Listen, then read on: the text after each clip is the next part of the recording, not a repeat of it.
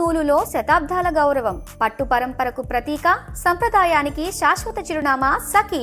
నమస్తే, welcome to Suman TV. నేను మీ Krishnaveni. Cinema వాళ్లకు సీతమ్మ శ్రీరాముడు క్యారెక్టర్లేమో కానీ మనకు త్యాగరాజ స్వామి వారు అన్నట్టుగా సీతమ్మ మాయమ్మ, శ్రీరాముడు మాకు తండ్రి. అటువంటి వాళ్ళిద్దరి గురించి వస్తున్న సినిమాలు గతంలో మనం చాలా సినిమాలు చూస్తాం. ముఖ్యంగా తెలుగునాట కాస్త శ్రీరామచంద్రస్వామి అయినా లేదా సీతమ్మ వారైనా చూడగానే చేతులెత్తి నమస్కారం పెట్టేలాగా కొన్నేళ్ళు అయితే అసలు ఎన్టీఆర్ గారే రాముడేమో కృష్ణుడేమో అన్నంత అద్భుతంగా దైవికంగా వాళ్ళని చూపించారు. వాళ్ళు కూడా అంతే నియమబద్ధంగా ఎన్టీఆర్ గారు అయితే ఇట్లాంటి సినిమాలు చేసినప్పుడు ఏకభుక్తం చేసేవారని, కిందే పడుకునేవారని, అంత భక్తితో చేసేవారని మనం చాలా ఇంటర్వ్యూస్ లో కూడా విన్నాం. కానీ బాలీవుడ్ ఏమని మన పురాణాలని, ముఖ్యంగా రామాయణ భారతాన్ని తీస్తూ వస్తున్నారో విపరీతమైన విమర్శలు ఎదుర్కొంటున్నారు. ఇది కేవలం చెప్పడానికి ఏదో మైథాలజీ ఊరికి క్రియేట్ చేసి చెప్పేది కాదు. రాముడు చరిత్ర, అప్పటి సంఘటనలు, అప్పటి సిచ్యువేషన్స్, ప్రాంతాలు, పరిస్థితులు అన్ని మార్చడానికి లేదు. ఇక్కడ మేము క్రియేటివ్ ఫ్రీడమ్ తీసుకోవడానికి లేదు, చిన్నగా తీసుకోవచ్చు తప్ప వాస్తవాన్ని మార్చి నెక్స్ట్ జనరేషన్ ని తప్పుదోవ పట్టిస్తున్నారు. ముఖ్యంగా ఇప్పుడు వచ్చిన రణబీర్ కపూర్ రామాయణం అనేది విపరీతమైన విమర్శలు ఎదుర్కొంటుంది. ఎందుకు? రాముడిని చూడగానే ఎంత ఉద్వేగంలో ఉన్న మనిషి కూడా కాసేపు శాంతంగా మారుతాడు. ఎందుకంటే ఆయన నయనాలు, ఆయన ముఖం అంత శాంత స్వరూపం. మరి రణబీర్ గారి ఫేస్ చూస్తే నిజంగా రాముడి దైవత్వం అనేది కనిపించిందా, మీలో ఎంతమందికి కనిపించింది అనేది ఇంకా అది ప్రశ్నార్థకమే. ఈ సినిమా మీద వస్తున్న విమర్శల గురించి, అసలు రామాయణాన్ని ఇప్పుడు వచ్చిన రణబీర్ గారి రామాయణం ట్రైలర్ ఏవైనా కొంచెం పొంతన ఉందా అనే అంశం గురించి డీటెయిల్ గా మనకి ఎక్స్ప్లెయిన్ చేయడానికి జయసింహ గారు ఉన్నారు. మాట్లాడదాం సార్. నమస్తే. నమస్తే. జై శ్రీరామ్. జై శ్రీరామ్. వ్యక్తిగతంగా విపరీతమైన భక్తులు, రామ భక్తులు, దేశభక్తులు కూడా కనుక మీరే కరెక్ట్ ఈ అంశం గురించి మాట్లాడడానికి. మీరు చూసారా అది ట్రైలర్? అదంతా చూసానండి. ఏమనిపించింది? అదృష్టం ఏంటంటే అది ట్రైలర్ కాదు, ఇంకా టీజర్ కే మనకు అంటే తీర్థం తీసుకున్నప్పుడే ఇంత షాక్ లో ఉన్నాం. ఇంకా ప్రసాదం ఉంది, ప్రసాదం తర్వాత మహాప్రసాదం కూడా ఉంది. మనకు ఆదిపురుష్ అప్పుడు కూడా ఇటువంటిదే ఎదురైంది. అంటే చెప్తుంటాను, మనం ఇప్పుడు ఆఫ్ ద కెమెరా కూడా మాట్లాడుకున్నాము. ఏంటంటే ఇప్పుడు ఒక విగ్రహం కొనడానికి వెళ్తాం వినాయక చవితి ముందు రోజు.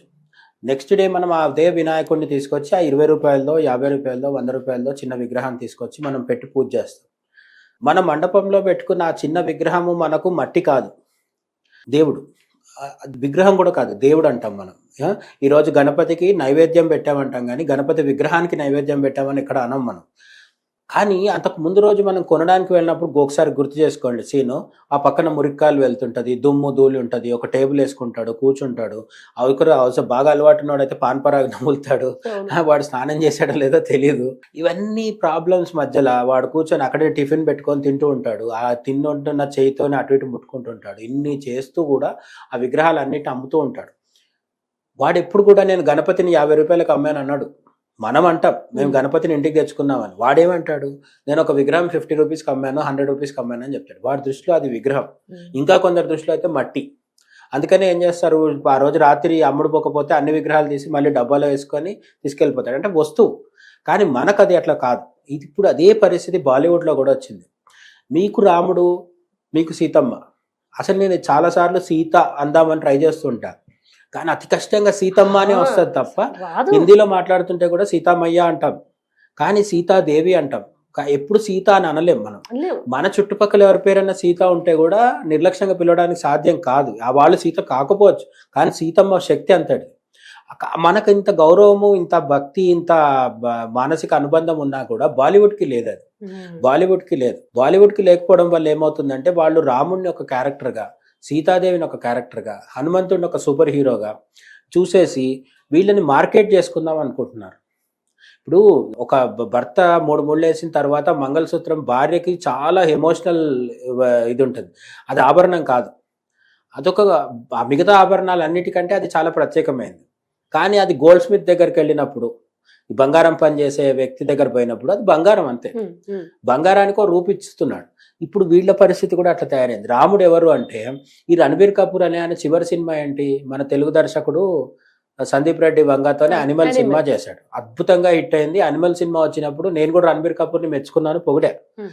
కానీ అదే రణబీర్ కపూర్ ఇక్కడికి వచ్చేసరికి ఏమైంది అంటే మీరు ఇప్పుడు ఒక బాగా కారంగా ఉండే వస్తువు ఏదైనా తిన్నారు, అదే ఫార్ములా తెచ్చి స్వీట్ చేస్తున్నప్పుడు కూడా ఇంత కారపొడి వేస్తే ఆ స్వీట్ పాడైపోతుంది. అవును. ఈ రణబీర్ కపూర్ అనే అతను ఈ రామాయణం అనే వంటకంలో సూట్ అవ్వలేదు అని అనిపిస్తుంది. అయితే ట్రైలర్ రావాలి, సినిమా రావాలి, అప్పటికెల్లా మార్పు వచ్చి సినిమా మంచి బ్లాక్ బస్టర్ అవ్వాలని నేను కూడా కోరుకుంటున్నాను. ఎందుకంటే 4,000 కోట్లు పెట్టారు. ఇదొక పెద్ద సమస్య. రామాయణానికి 4,000 కోట్లు ఎందుకు పెడుతున్నారు వీళ్ళు? మామూలుగా ఇప్పుడు దురంధర్ అనే సినిమా పెద్ద హిట్ అయింది. ఈ దురంధర్ అనే సినిమాకి ఇప్పటికీ ఇంకా వరల్డ్ వైడ్ అన్ని దేశాల్లో కలిపి కూడా 1,000 కోట్లు రాలేదు. అంటే మన హిందీ సినిమా కెపాసిటీ 1,000 కోట్లు వరల్డ్ వైడ్. వీళ్ళు 4,000 కోట్లు పెట్టి తీస్తే అది ఎట్లా రికవర్ అవుతుంది? మరి ఆ 4,000 కోట్లు పెట్టి తీసినప్పుడు అంతకు దగ్గర క్వాలిటీ ఏమని చూపిస్తున్నారా అంటే ఏం లేదు. అసలు బిఎఫ్ఎక్స్ ఏయో చేశారు కానీ కనీసం అందరు విమర్శిస్తున్న అంశం ఏం జయసింహ గారు అంటే, రాజమౌళి గారు వారణాసిలో మహేష్ బాబు గారు నంది మీద వస్తుంటే నంది తోక కూడా గాలికి ఎగురుతున్నట్టుగా వెంట్రుకలు కనిపిస్తే, ఇక్కడ విపరీతమైన గాలి మధ్యలో వచ్చిన శ్రీరాముడి గెటప్ లో ఉన్న రణవీర్ జుట్టు కూడా కొంచెం కూడా కదలలేదు, అంత చిన్న జాగ్రత్తలు కూడా తీసుకోలేదు అనేది ప్రధాన విమర్శ. అంటే బాహుబలి నుంచి మొదలు పెడితే ప్రతి సినిమాలో చిన్న చితక టెక్నికల్ ఇష్యూస్ ఉంటాయి. ఆ టెక్నికల్ ఎవరు పట్టించుకోరు. మొత్తం ఎమోషనల్ గా సినిమా ఎంగేజ్ చేయగలిగితే చిన్న చిన్న వదిలేశారు. బాహుబలిలో నేను ఎప్పుడో బాహుబలి వచ్చినప్పుడు యూట్యూబ్ లో చూసా, వాడు 300 తప్పులు పెట్టాడు. ఒక బాహుబలి విషయాల్లో 300 చిన్న చిన్న మిస్టేక్స్ అన్ని తీసుకొచ్చి ఒకటి వీడియో తయారు చేశాడు అనమాట. కాబట్టి తప్పులు లేకుండా సినిమా తీయడం సాధ్యం కాదు. కానీ గాలికి చుట్టే ఎగిరిందా ఎగరలేదా పక్కన పెడితే అసలు ఈ రామాయణంలో లేనివన్నీ చూపించడం, ఫీమేల్ వారియర్స్ ని చూపిస్తున్నాడు ఆ టీజర్ లో. రామరావణ యుద్ధంలో మహిళలు వచ్చి యుద్ధం చేసింది, అమ్ముల పొదిలోంచి బాణాలు తీసి వేసింది ఎక్కడుంది? ఎక్కడ లేదు. రామాయణంలో మనకు Shurpanakha negative character, Sitadevi positive character. Mandodari లాంటి వాళ్ళు లంకలో ఉన్నప్పటికీ వాళ్ళు సాత్వికమైన పతివ్రతల్లో ఒకరు. అక్కడైతే కైకేయి, కౌసల్య వాళ్ళు ఉంటారు. అసలు వీళ్ళు ఎవరు యుద్ధం చేయలేదు. మనకు యుద్ధం చేసింది అంటే కొంత హింసకు పాల్పడిన మహిళ ఎవరన్నా ఉన్నారంటే తాటక. అది బాలరామాయణం బాలకాండలో చిన్నప్పుడు వస్తుంది. అది ఈ రామాయణంలో ఆదిపురుషులో కూడా సీతాపహరణం చేయడానికి ఆ సోకాల్డ్ రావణాసురుడు ఎవరైతే ఉన్నారో మన సైఫ్ అలీ ఖాన్, అతను వచ్చి అంటే మన వాళ్ళు ఏం చేస్తున్నారంటే తెలుగు పౌరాణికాల్లో సీతాదేవిని రావణాసురుడు ముట్టుకున్నాడంటే తట్టుకోలేని పరిస్థితిలో మనం ఉంటాం కాబట్టి మొత్తం ఆ మట్టిని పెకిలించి తీసుకెళ్లాడని చూపిస్తారు. అయితే దానికి పోని అక్కడి నుంచి బయటకు వచ్చేసి వాల్మీకి రామాయణంలో యథార్థంగా ఏది ఉందో అది చూపిస్తారా అంటే, ఇప్పుడు వాల్మీకి రామాయణంలో వాల్మీకి ఏం చెప్తాడు, రావణాసురుడు తన చేత్తో పట్టుకున్నాడు, ఆమె తొడభాగాన్ని పట్టుకొని లేపి పుష్పక విమానంలో కూర్చోబెట్టాడు, ఇట్లా చెప్తాడు అనమాట. అది కొంచెం మనసుకు బాధ కలిగించే విషయము. సీతాదేవిని అట్లా ముట్టుకున్నాడు రావణాసురుడు అంటే తట్టుకోలేరు చాలా మంది. అందుకని తర్వాత కాలం వాళ్ళు ముట్టుకోలేదు కానీ మట్టితో సహా పెకిలించుకొని తీసుకెళ్లాడు ఆ నేలతో సహా అని చెప్పారు. ఈ రెండు పక్కన పెట్టి ఆదిపురుష్ డైరెక్టర్ ఏం చేశాడంటే ఓం రావుత్, సీతాదేవి ఇట్లా గాల్లో తేలుతుంటే ఆమె చుట్టూ తీగలు చుట్టుకుంటాయి.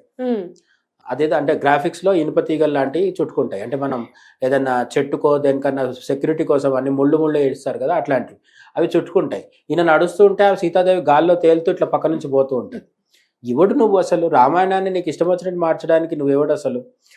ఇప్పుడు ఖురాను, బైబుల్ లేదంటే సిక్కుల మత గ్రంథాలు అవి ఎంత పవిత్రమో రామాయణం కూడా అంతే పవిత్రం కదా. సో వీళ్ళు క్రియేటివ్ ఫ్రీడమ్ అని చెప్పి ఏం చెప్తున్నారంటే మాకు ఇష్టం వచ్చింది మారుస్తాం, అది మీరు ఒప్పుకోవాలి. రెండోది ఇంటర్నేషనల్ మార్కెట్ కక్కుర్తి కూడా బాగుంది. అది నాకు ఫస్ట్ డౌట్ ఏంటంటే, స్టార్ట్ అవ్వగానే టీజర్ లో ఆ పక్షులు ఎగిరి పడడాలు, అవి చనిపోవడాలు, అక్కడ రాక్షసుడు వస్తాడు, అదేదో హాలీవుడ్ సినిమాల్లో పిల్లలు చూసే కార్టూన్స్ లో విలన్ లాగా, అసలు అవి కానే కాదు కదా రామాయణం అంటే. రామాయణంలో పక్షి అంటే జటాయువు, సంపాతి, వాళ్ళిద్దరు యుద్ధంలో ఉండరు. రామాయణ యుద్ధంలో ఉన్నవి ఏంటి అంటే ప్రధానంగా ఏనుగులు ఉంటాయి. వానరులు అయితే వాళ్ళకి ఏబీ వాహనం అక్కర్లేదు, వాళ్ళు గాల్లో ఎగురుతూ దూకుతూ చేస్తారు. అలాగే మన వాళ్ళకి చాలా మందికి అపోహ ఏంటంటే హనుమంతుడు గద పట్టుకొని యుద్ధం చేశాడు అనుకుంటారు. వాల్మీకి రామాయణంలో హనుమంతుడు కూడా గద పట్టుకోలేదు, వాళ్ళు బండరాళ్ళు తీసి విసిరేస్తూ ఉంటారు, పెద్ద పెద్ద చెట్లు విరిచి యుద్ధం చేస్తూ ఉంటారు. రాముడు, లక్ష్మణుడు మాత్రం బాణాలతో చేస్తారు. రావణాసురుడు కూడా ధనుర్బాణాలతో యుద్ధం చేస్తాడు. ఇంద్రజిత్తు కూడా ధనుర్బాణాలతో చేస్తాడు. సో ఆయుధాలు అంటే ధనుర్బాణాలు, లేదు అంటే రాళ్ళు, రప్పలు, చెట్లు ఉంటాయి. గద అనేది తర్వాత కాలంలో రామాయణంలోకి వచ్చిన ఆయుధం. కానీ ఒరిజినల్గా రామరావణ యుద్ధంలో వాల్మీకి రామాయణంలో గదా ప్రయోగం అనేది ఎక్కువగా వర్ణించబడలేదు. ఇవన్నీ చదవకుండా. రెండోది బాలీవుడ్ వాళ్ళకి అండ్ ఇన్ జనరల్ సినిమా వాళ్ళకి కూడా, ఏ సినిమా ఇండస్ట్రీకి అయినా సరే ఒక అహంకారం ఏముంటుందంటే మేము అంతరిక్షం గురించి సినిమా తీస్తాం, ఇస్రో వాళ్ళని పట్టించుకోము, మత గ్రంథాల మీద సినిమాలు తీస్తాము, పండితులను అడగము, మాకు ఏది తోస్తే అది తీస్తాం. సైకాలజిస్టుల గురించి కూడా తీస్తుంటారు చాలా వరకు. మీకు సినిమాల్లో సైకాలజిస్ట్ అంటే ఎట్లుంటారు, అద్దాలు పెట్టుకొని పిల్లిగడ్డంతో, వాడే ముందు ఒక సైకోలాగా ఉంటాడు. సైకాలజిస్ట్ ఎందుకు సైకోలాగా ఉంటాడు, వాడు ఏమైనా పిచ్చోడా, వాడు ఒక నార్మల్ డాక్టర్, వాడిని నార్మల్గా చూపించవచ్చు. వీళ్ళకి ప్రతి దాని మీద ఒకటి ఫిక్స్ అయిపోతుంది. విలన్ అంటే ఎర్రబొట్టు పెట్టుకొని ఉండాలి, అదే క్రాస్ వేసుకొని తెల్ల బట్టలు వేసుకుంటే వాడు కరుణామయుడు, వాడు ఎంత మోసాలు చేసినా సరే చాలా మంచివాడు అన్నట్టు చూపిస్తాడు. అట్లనే చిరిగిపోయిన బట్టలు వేసుకొని, నలిగిపోయిన మాసిపోయిన బట్టలు వేసుకొని ఉందంటే ఆమె త్యాగమయ్యి తల్లి క్యారెక్టర్. అదే హీరోయిన్ అయితే ఎంత పేదరికంలో ఉన్నా సరే కాస్త గ్లామర్ గానే చూపిస్తాడు. ఆమెకు ఆ డ్రెస్ ఎక్కడి నుంచి వచ్చింది, అట్లా ఇవన్నీ స్టీరియో టైపింగ్ అనమాట. ఆ స్టీరియో టైపింగ్ లో భాగంగా వీళ్ళు ఏం చేస్తున్నారంటే, రావణాసురుడు యొక్క పుష్పక విమానం, మీరు ఆ టీజర్లో గమనిస్తే పుష్పక విమానం అని చెప్పి లైట్లు పెట్టి వెలిగించి, అది పైనుంచి చూసినప్పుడు కొన్ని కనిపిస్తున్నాయి, పక్క నుంచి చూసినప్పుడు కొత్తగా కనిపిస్తుంది, ఒక్కొక్క యాంగిల్లో ఒక్కొక్కలాగా చూపిస్తున్నాడు. అంటే పర్ఫెక్షన్ లేదు దాంట్లో. పుష్పక విమానాన్ని పక్కన పెడితే రావణాసురుడి తమ్ముడు కుంభకర్ణుడు ఎట్లా వస్తాడంటే, అంత డబ్బులుండి సంపద ఉన్న సువర్ణ లంక అంటారు కదా, బంగారు లంకలో పరిపాలిస్తున్న రావణాసురుడి యొక్క తమ్ముడు కుంభకర్ణుడు పిచ్చోడ్లాగా వస్తాడు, వాడికి బట్టలు గతి లేవన్నట్టుగా వస్తాడు, చిరిగిపోయి. అంటే ఏమంటారు, ఇవన్నీ ఎక్కడి నుంచి వస్తున్నాయంటే గ్రీకు మైథాలజీ నుంచి, లేకపోతే హాలీవుడ్ లో కొన్ని రకాల సినిమాలు తీశారు. ఇప్పుడు 300 అని ఒక సినిమా ఉంటుంది, ఆ సినిమాలో ఈ తొడల వరకు మాత్రమే గోనె పట్టాలు లాంటివి కట్టుకొని ఉంటారు వాళ్ళు. అట్లనే మంచు ఎడారిలో కొట్లాడుకుంటుంటారు. ఎందుకంటే అమెరికా, యూరోపులో ఉండే కథలన్నీ, ఇప్పుడు జర్మనీ ఉంది, లండన్ ఉంది, అవన్నీ మంచు కురిసే ప్రాంతాలు కదా, ఆ ప్రాంతాల్లో జరిగిన కథల్ని వాళ్ళు తీసినప్పుడు వాళ్ళ యుద్ధాలన్నీ మంచులో జరుగుతూ ఉంటాయి. అట్లనే గేమ్ ఆఫ్ థ్రోన్స్ అని కూడా ఒక పెద్ద సక్సెస్ఫుల్ సిరీస్ ఉంది వాళ్ళకు, హెచ్బిఓలోనో ఇక్కడ వస్తుంది. 7 ఎపిసోడ్స్, 7 సీజన్స్ ఏదో ఉంది మొత్తానికి. ఆ గేమ్ ఆఫ్ థ్రోన్స్ లో కూడా చాలా ఎడారి అంటే మంచు ప్రాంతాలు, కొండలు, అక్కడ ఉంటుంది. రామాయణంలో అదంతా తీసుకొచ్చి చూపిస్తున్నాడు టీజర్. అసలు అదేదో అక్కడ యుద్ధం జరుగుతుంటే అయితే ఎండిపోయి ఉంటుంది, 2 మొక్కలు ఉంటాయి అక్కడ, పిచ్చి మొక్కల్లాగా, అది ఏంటో అర్థం కాలే అసలు. యుద్ధకాండ చదివితే అనేక వందల సార్లు వాల్మీకి ఏం చెప్తారంటే, నలుడు అనే ఒక వానరుడు వెళ్ళాడు, ఒక మధ్య వృక్షాన్ని విరగొట్టి పక్కకున్న వాళ్ళ మీద వేశాడు. నెక్స్ట్ మళ్ళీ ఇంకో చెట్టు విరగొచ్చాడు. అన్ని చెట్లు ఉండేవి అక్కడ. మద్ది చెట్టు అంటే మీకు ఐడియా ఉండొచ్చు, మద్ది చెట్లు సాధారణంగా లోయలో పెరిగితే మన కిందికి చూస్తే దాని కింద భాగం కనిపించదు, పైకి చూస్తే పై భాగం కనిపించదు. అంత పెద్దగా ఉండే మద్ది చెట్టుని ఒకసారి కదిలిస్తే ఊడిపోతాయి అన్నమాట. మన మామూలు మనుషులు అయితే ప్రొక్లైనర్లు, క్రేన్లు అన్ని తెచ్చుకొని విరగొట్టాల్సి వస్తుంది, వాళ్ళు చేతులతో విరిచేశారు. అటువంటి చెట్లు విసిరేసుకుంటున్నారంటే ఇతనేం చూపిస్తాడు టీజర్ లో, ఎక్కడో 2 కొత్తిమీర కట్టలు, లేదంటే కరివేపాకు, లేదంటే చిక్కి శల్యం అయిపోయిన జామ చెట్టు లాగా ఉంటది అది.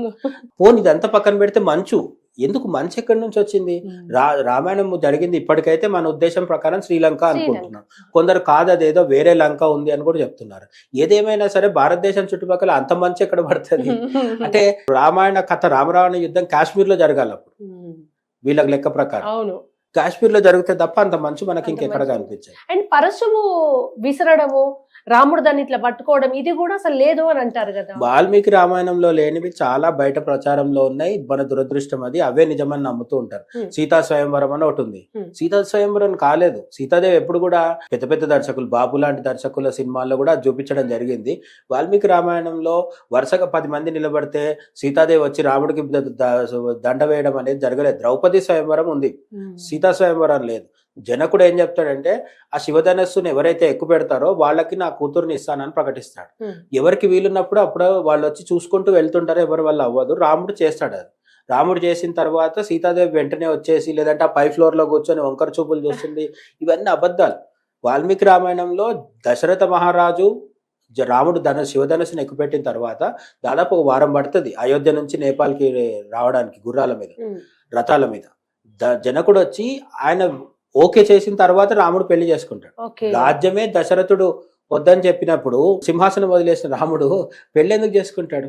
కాబట్టి ఇక్కడ వాల్మీకి రామాయణంలో లేని ఒక విషయం ఏంటంటే, రాముడు శివధనస్సును ఎక్కుపెట్టిన తర్వాత జనకుడు నేను సీతాదేవిని ఇస్తానంటే, దశరథుడిని వచ్చి ఆయన చెప్పిందే నేను వింటానని రాముడు చెప్తే, దశరథుడు వచ్చి గ్రీన్ సిగ్నల్ ఇచ్చిన తర్వాత పెళ్లికి కూర్చున్న తర్వాత ఇద్దరి మధ్యలో పట్టు వస్త్రం పట్టుకున్నాక అది జరిపినప్పుడు మొదటిసారి సీతారాములు చూసుకుంటారు.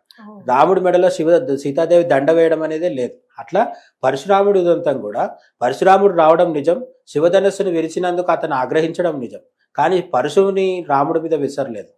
అతను బాణం ఎక్కువ పెడతాడు. అప్పుడు రాముడు కూడా బాణం ఎక్కువ పెట్టి ఆయన శక్తిని అంతా లాగేసుకుంటాడు.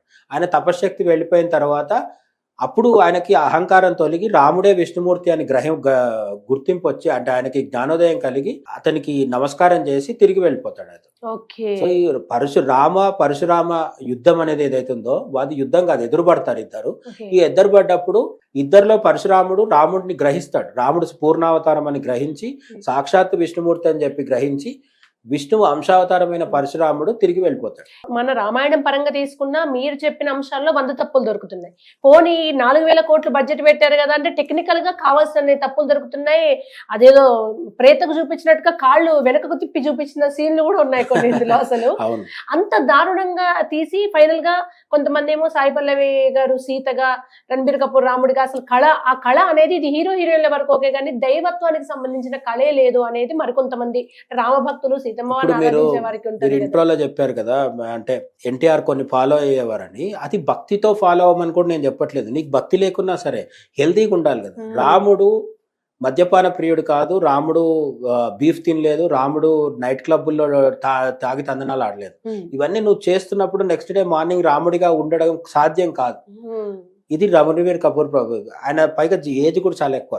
రావణ యుద్ధం కాలానికి, సీతాపహరణం కాలానికి రాముడు చాలా తక్కువ వయసులో ఉంటాడు. అంటే 40 కంటే తక్కువ వయసులో ఉంటాడు. అంటే వాళ్ళ పెళ్లి చాలా చిన్నప్పుడు జరిగింది కాబట్టి 30 కంటే అంటే చాలా యంగ్ ఉంటారు. పర్తికాక 11,000 సంవత్సరాలు పరిపాలించాల్సిన రాముడు మొదటి 40 సంవత్సరాల్లో ఉన్నాడంటే ఎంత యంగ్ ఉంటాడు ఆలోచించండి. ఇతనేమో ముఖంలో ఇది లేదు, ఆ యంగ్నెస్ లేదు, ఆ యంగ్ ఇది లేదు. ఇంకా సాయి పల్లవి గురించి టీజర్ లో ఆమెను చూపించలేదు కానీ సీతాదేవి దగ్గరకు వచ్చేసరికి కూడా ఏంటంటే సీతాదేవి కళ్ళు పద్మాల్లాగా ఉంటాయి, చాలా పెద్దగా ఉంటాయి కళ్ళు. అలాగే ఆ సీతాదేవి చాలా హెల్తీగా ఉంటుంది. అంటే రాముడి పక్కన ఆమె తక్కువ హైట్ కనిపించవచ్చు కానీ ఆమె ఏం పొట్టి మనిషి కాదు. సీతాదేవి కూడా చాలా త్రేతాయుగ కాలం కాబట్టి పొడగరిగా ఉంటుంది. అంటే కాబట్టి ఈ కాలంలో అప్పటికి నయనతారని చూపించడము అదే టెక్నికల్లీ కరెక్ట్ కాదు. అండ్ రాముడు కూడా ఆయన నల్లటివాడు కదా, ఏమంటారు ఆయనని, నీలమేఘ శ్యాముడు, ఆజానుబాహు అరవింద దళాయత. ఇప్పుడు రణబీర్ కపూర్ అరవింద దళాల వంటి అక్షువులు లేవు. కలర్ ఏమో వైట్, బ్లాక్ అండ్ కొంత బ్రౌనిష్ గా కూడా లేడు అతను.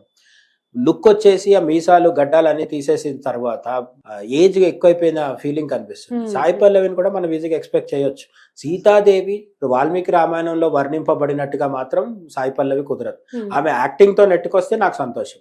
ఆమె యాక్టింగ్ మీదే ఏమైనా ఇక్కడ బయట ఒక వైరల్ మీమ్ ఉంది. చివరిలో నేను అంటే మన వీడియో ముగించే ముందు సరదాగా చెప్పేది ఏంటంటే, నేను చూసిన వీడియో ఏంటంటే, రావణాసురుడిగా నటిస్తున్నది యశ్, అతని భార్య మండోదరి కాజల్ అగర్వాల్, శూర్పణఖనేమో రకుల్ ప్రీత్ సింగ్, చెల్లెలు రకుల్ ప్రీత్ సింగ్, భార్య కాజల్. కానీ అతను వచ్చి ఎత్తుకుపోవాల్సిన ఆమెనేమో సాయి పల్లవి. ఇది అవసరం లాజిక్ అంటే సాయి పల్లవి అందంగా లేదు. సాయి పల్లవి వ్యక్తిగతంగా నేనేం మాట్లాడట్లేదు. ఆమె ట్రాక్ రికార్డ్ మనకు తెలుసు. అద్భుతమైన నటి, అద్భుతమైన డాన్సర్. రామాయణానికి ఆమె ఎంత సూట్ అవుతుంది అనేది సమస్య. విడిగా సాయి పల్లవి అందంగా ఉంటుంది.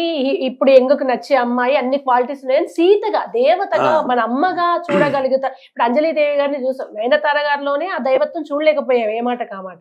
అంజలీదేవి గారిని వాళ్ళలో చూసిన ఒక దైవత్వాన్ని ఇవాళ సాయి పల్లవి గారిని చూస్తే, ఇప్పుడు సాయి పల్లవికి ముందు ఆది పురుషులో కృతి సనన్తో ఒకసారి ప్రయోగం జరిగింది, బెడిసి కొట్టింది. కృతి సనన్ అద్భుతమైన నటి, ఆమెకు జాతీయ అవార్డు కూడా వచ్చింది. నాకు ఆ సమస్య లేదు. సీతాదేవిగా మనకు నచ్చలేదు. సీతాదేవి అంటే అద్భుతమైన నటి అయితేనో, అద్భుతమైన అందగత్తె అయితేనో సరిపోదు. ఈ రెండు కాకుండా మూడోది ఏదో ఉండాలి. ఏంటది? అలౌకికమైన ఒక ఆకర్షణ ఉండాలి. చూస్తే అమ్మవారు కనిపించాలి. అమ్మవారు కాకుండా ఇంకేం కనిపించినా సీతాదేవి కాదు, అయ్యవారు కాకుండా ఇంకేం కనిపించినా రాముడు గారు. ఫైనల్ గా ఎందుకు ఈ బాలీవుడ్ వాళ్ళు ఈ మధ్య వరుస పెట్టి ఈ రామాయణాలు, మహాభారతాలు వీటి వెనకే పడ్డానికి కారణం? నేను రెండే కారణాలు చెప్తాను. ఒకటి, దురంధర్ లాంటి సినిమాలు, బాహుబలి లాంటి సినిమాలు, కొత్త డైరెక్టర్స్, రాజమౌళి కావచ్చు, ఆదిత్యధర్ కావచ్చు, యశ్ తీసిన సినిమాలు ఉంది కదా, మన కోలార్ గనుల నేపథ్యంలో కేజీఎఫ్ సినిమా, ఇవన్నీ అద్భుతమైన బ్లాక్ బస్టర్స్ అవడంతో బాలీవుడ్ లోనే ఉన్న ఇప్పుడు కరణ్ జోహర్ కావచ్చు, అతని కంటే జూనియర్ డైరెక్టర్స్ కావచ్చు, వీళ్ళందరికీ ఒక తుత్తర మొదలైందనమాట. ఏంటంటే అర్జెంట్ గా మమ్మల్ని మేము ప్రూవ్ చేసుకోవాలి. ఆ చేసుకునే తొందరలో ఏంటంటే ఇండియన్ మైథాలజీని తీసుకెళ్లి జపాన్లో, అమెరికాలో, చైనాలో అమ్ముకుందామని ట్రై చేస్తున్నారు. అందుకు పిచ్చి పిచ్చి పక్షులు కానీ, లేకపోతే ఫీమేల్ వారియర్స్ కానీ, అంటే టోటల్గా ఒక కార్టూన్ లాగా తయారు చేద్దామని చెప్పి చూస్తున్నారు. అవెంజర్స్లో థోర్ వస్తాడు, లేకపోతే థానోస్ వస్తాడు, కెప్టెన్ అమెరికా వస్తాడు కదా, బ్లాక్ వీడో వస్తుంది. వీళ్ళలాగా మన వాళ్ళని కూడా చేసేయచ్చు అనుకుంటున్నారు. కాదు, ఎందుకంటే మీకు ఒక అవసరం అయితే ఫిక్షన్ చేయండి. ఫిక్షన్ కాకుండా నాన్ ఫిక్షన్ లో రామాయణ భారతాలను తీసుకొచ్చి రకరకాల ప్రయోగాలు చేస్తే మాత్రం బెడ్స్ కొడుతుంది. Thank you so much Jayasimha గారు, చాలా చక్కటి విశ్లేషణ అందించారు. Thank you. జై శ్రీరామ్. జై శ్రీరామ్.